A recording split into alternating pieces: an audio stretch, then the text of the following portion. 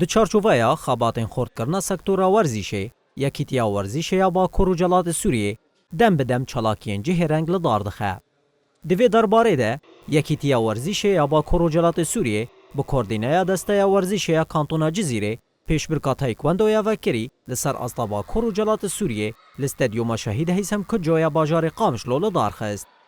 Ji bo agahiyên berfirehtir derbarî pêşbirkê de, Rojava TV bi serokê Komîteya Amadakar a pêşbirka Taekwondo Kaptên Hüseyin Hüseyin re hevpeyvînek pêk anî. طبعا البطولة سر مستوى شمال وشرق سوريا اقليم قشتيت حاضرا اقليم عفريني حياء جزيري طبعا ضمن فان اقليم اجي حد اقليمك فريقك ضد مشاركين وتنظيم بطولة سر اساسي ليسكا اولمبيه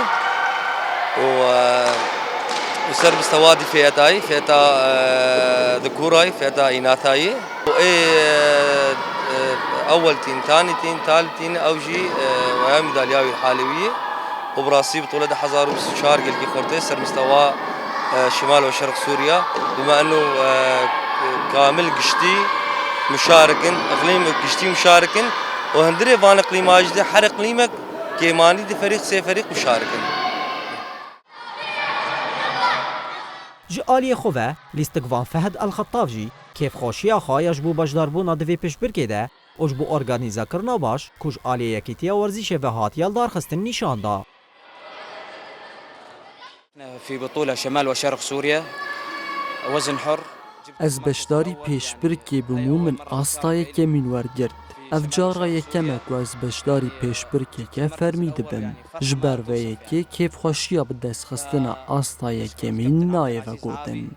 Ez spasiya rahênerê xwe dikim. Herwiha ez spasiya her kesî dikim ku keda wan serkeftina vê pêşbirkê de heye.